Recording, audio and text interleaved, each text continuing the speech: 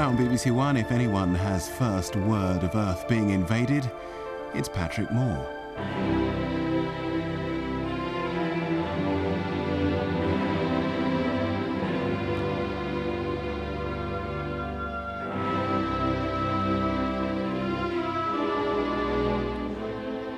Good evening. The VLT, or Very Large Telescope, is now being assembled in the Atacama Desert of northern Chile. In fact, it will consist of 4 telescopes working together, each with an 8-meter mirror, and the first of these mirrors has now arrived on the mountain and is in the telescope tube being tested, and that all goes well for the future. Meanwhile, the larger telescopes now in operation are the Keck on Mauna Kea in Hawaii, and they've been used to discover the most remote object ever seen by mankind, a galaxy more than 12,000 million light years away, working now into the very early days of the universe. And much nearer home, the SOHO satellite is sending back data about tornadoes on the sun, whipping along at 300,000 miles per hour. Truly, the sun is a violent place. And now, on to our main theme. 100 years ago, photography took over from the human eye for most branches of astronomy. Now, photography is itself being superseded by electronic aids such as CCDs or charge coupled devices. Many amateurs now have them, and one is Martin Moberly, President of the British Astronomical Association. Martin, welcome to the Sky at Night. First of all, where is your observatory? Thank you, Patrick. I actually have 2 observatories, one in Suffolk and one in Essex, and there are 3 main instruments. The largest is a 19-inch f4.5 Newtonian. There's also a 14-inch Cassegrain Newtonian and a 12-inch Schmidt-Cassegrain. This latter instrument is particularly suited to CCD imaging because it can be remote controlled from inside the house, so I can sit indoors in the warm and download images from outside, and many supernova patrollers are going this way with their instrumentation. But you do use photography as well. Yes, in fact 30 years ago I joined the BAA and I was inspired by the photographs of people like Horace Dall and Henry Hatfield and decided that I wanted to be an amateur astrophotographer, and we've got some of my photographs coming up here. A Hale-Bopp here taken with a normal camera lens. This was a superb object, most people saw this comet, and we have another image of mine, another picture taken with a long focal length instrument. But I actually preferred comet Hyakutake in March '96. This made a close flyby of the Earth. Unfortunately, in March '96, the whole of the UK was clouded out. It was. The weather was abysmal. However, Nick James, Glyn Marsh and myself fled to the clearer skies of Tenerife and obtained these dramatic photographs. And in fact, these pictures were taken with nothing more than an 85mm camera lens. Now, back in 1992, comet Swift-Tuttle made a comeback after 130 years, and I took this photograph at the time. It was 100 times fainter than the 2 other comets, but still made a nice target. Comet Levy in 1990, that's the large fuzzy ball at the top of the picture, made a close approach to the globular cluster M15 in Pegasus around about August 1990 when I took this shot through a gap in the clouds. And 2 objects you'll recognise straight away, the Andromeda Galaxy M31, which is a favourite target of mine, and the coat hanger asterism in Vulpecula. This looks remarkably like a coat hanger when it's shown this way up. And it's easily visible in binoculars. But these days I tend to concentrate more on images with CCDs. CCD, charge coupled device, something very new, very modern and very exciting. Martin, some people won't know what it is. What exactly is a CCD and how does it work? Well, I have one of my own CCD cameras here. This is one of Terry Platt's company's devices, the SX device.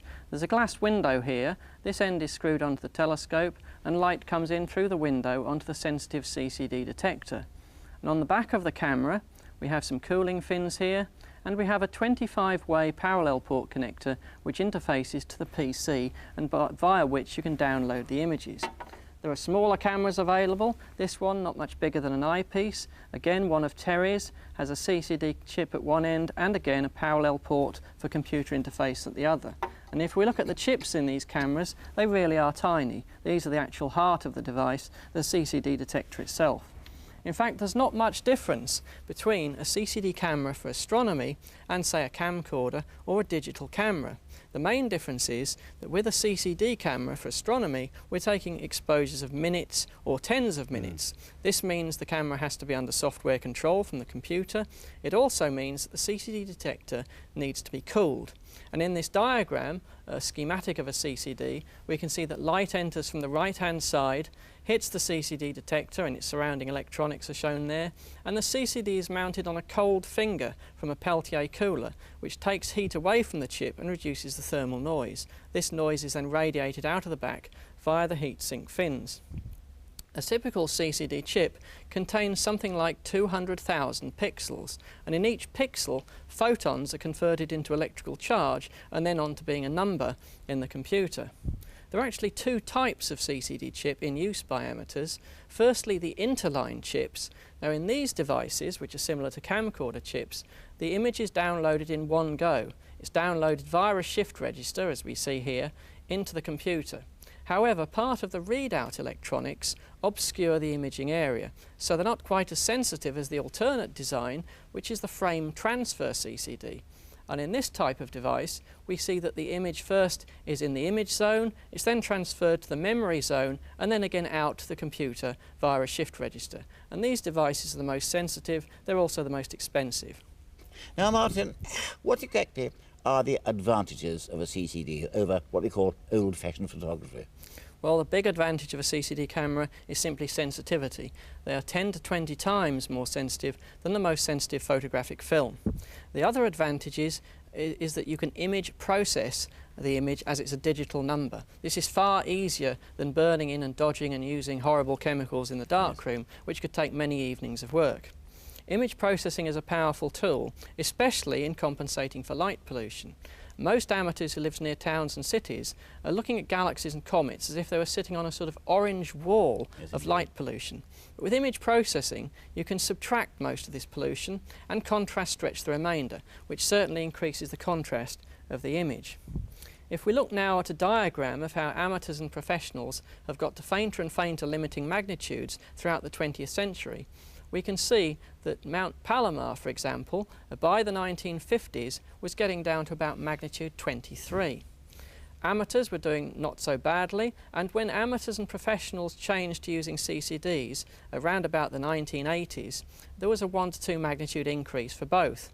But if we look now at the achievements on the right-hand side of the graph, on the bottom curve, Warren Offert in New Mexico, Cloudcroft, New Mexico, has a 24-inch Cassegrain, and he has been imaging to magnitude 23 some of the Kuiper Belt objects and the fainter moons of Uranus, which means he's imaging objects as faint as the Palomar 200-inch could get in the 1950s, which does show you the power that amateurs now have. If we look now at some images of mine, first we see a galaxy called NGC 7479 in Pegasus, lost here in the murk of light pollution, but a quick subtraction and contrast stretch brings the detail out. Now there's a technique called unsharp masking, which in effect is taking a blurred image of the original, subtracting it, and the result is a much enhanced picture, and it can be used for sharpening up the belts and zones of Jupiter or even deep sky images. And if we look now at this image of Jupiter, we can see an unsharp mask being applied. This is the original, rather blurred, and we apply the mask and it sharpens it up nicely. With the head of Comet Hale-Bopp, I've image processed this to bring out the bright inner coma detail, the concentric rings and hoods, and also the faint coma and the tail. And you couldn't cope with this range of brightnesses and detail with film. With the Galaxy M81 in Ursa Major, a 2-minute exposure with my 12-inch instrument brings out stars to magnitude 18.5, which would have taken 30 to 40 minutes with photographic film.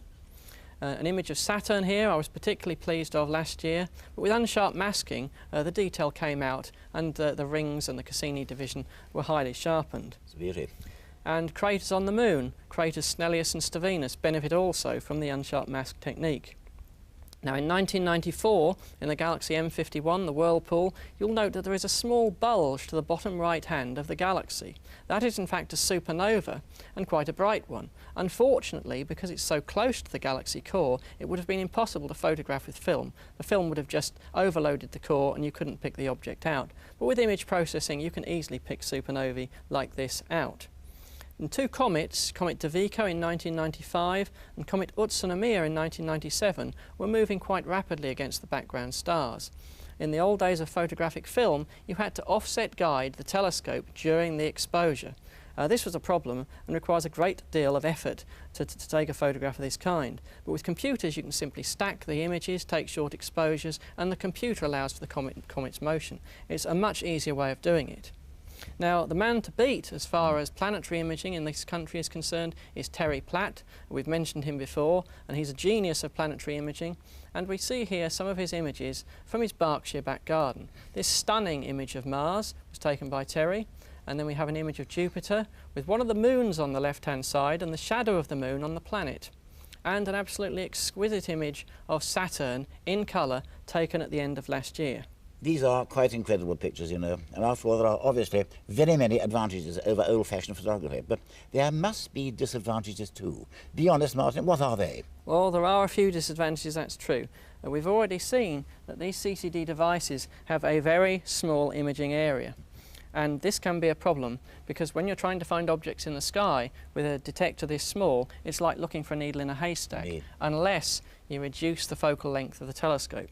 Another problem is that the CCD chips themselves are pixelated, so if you enlarge the image to, say, the size of a magazine cover, it'll look very blocky and won't have the quality of photographic film.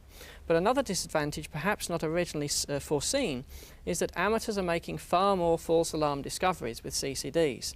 The reason for this is they have so much more power at their disposal and they can go fainter. And one of the worst cases of this is when amateurs image galaxies close to the ecliptic plane.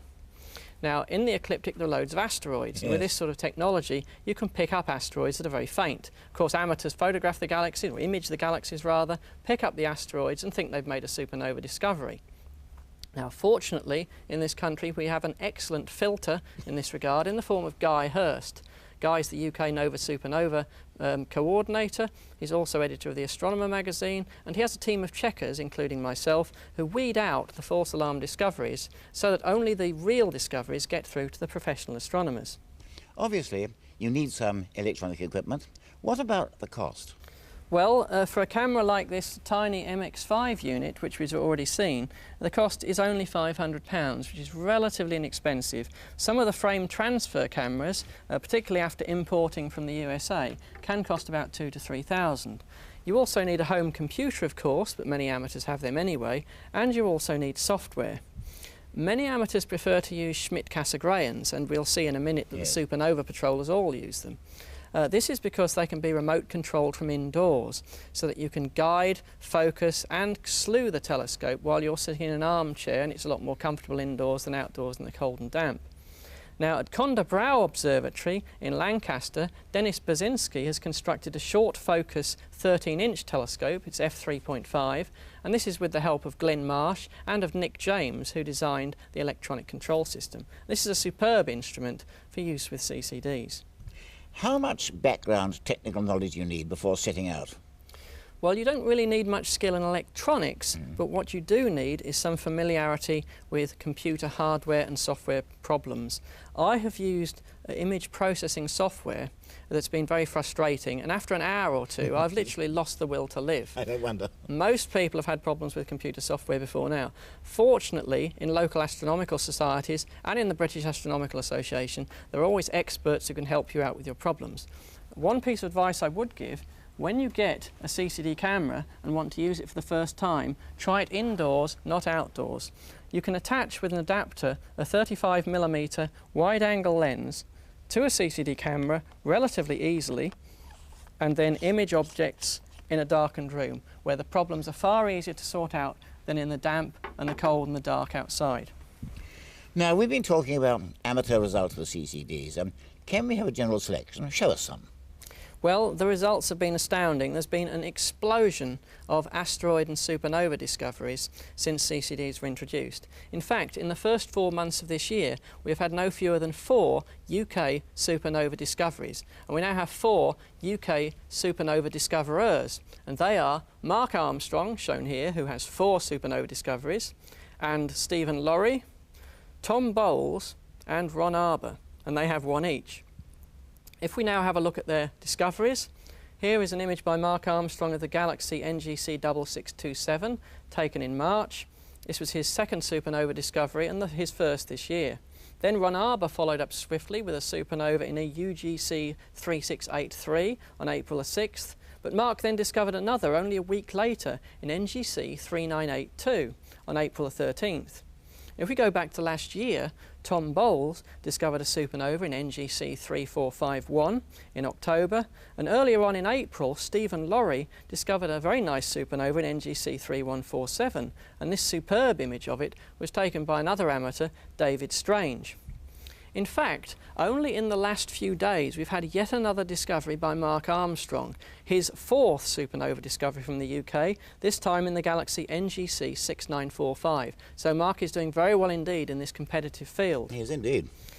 Now, if we look at a list of supernovae discovered in 1997, and we scan down this list, in purple we have marked the amateurs. So we see Aoki in Japan with 5, Schwartz with 3 in the USA, and Bowles and Laurie with 1 each in the UK. In fact, there were 16 amateur supernova discoveries in 1997 and 147 professional discoveries. So amateurs are really encroaching into professional field, and their supernovae are the brightest, so therefore the most important as far as spectra are concerned. But if we move on to asteroids, we're in an even more astounding area. Now, Brian Manning in 1989 discovered the first asteroid to be found in the UK for 80 years. He now has 10 numbered asteroids to his credit, and a numbered asteroid is one with a good orbit. That equals John Hines' 19th century record of 10 asteroids discovered from the UK. Now, in the mid-1980s, we can see from this graph that around about 1985, the number of numbered asteroids with good orbits was standing at about 3,000. But following the use of CCDs by amateurs, that number has shot up to 9,000 today. But they're only the numbered discoveries. There are also provisional designation asteroids which have provisional orbits, and if we add the provisional ones to the numbered ones, we get the total number of asteroids known. That figure, remarkably, has now reached 39,000, so they truly are the vermin of the skies, as they were once called. Now, in the UK, Stephen Laurie has a total of 65 asteroid discoveries, one of which is numbered with a good orbit. We've already mentioned Brian Manning. He has 28, and 10 of them are numbered. In Japan, Takeo Kobayashi has an incredible 107 numbered asteroids and 1,782 total discoveries, begging the question, does he ever sleep? I rather doubt it. What do you think comes next, Martin? Well, all amateurs and professionals would like to see bigger CCDs for less money. Whether that will come, we just don't know. Adaptive optics, where a second CCD monitors the turbulence in the Earth's atmosphere and corrects for the Earth's shifting atmosphere by moving the optics 100 times a second, that technology is available off the shelf for amateurs. What really interests me, though, is that software is now becoming so good that we could see the day in a few years where an amateur puts his telescope outdoors, goes to bed, and the telescope makes the discoveries. In which case, are we going to credit the discovery to the amateur who owns a telescope or the person who wrote the software? In Arizona, the Spacewatch telescope has already discovered many comets automatically, but many more are discovered by people checking the images. The absolutely perfect automatic checking system is a bit like nuclear fusion, always supposed to be 5 to 10 years away. Well, it may not be that. Certainly, astronomy is a fast-moving science. Martin, thank you very much. If you want the latest astronomical information, then dial up our Sky at Night information line, 0891 80030. And when I come back next month, I'm going to be joined by Dr. John Mason, and we're going to talk about planets of other suns. So until then, good night.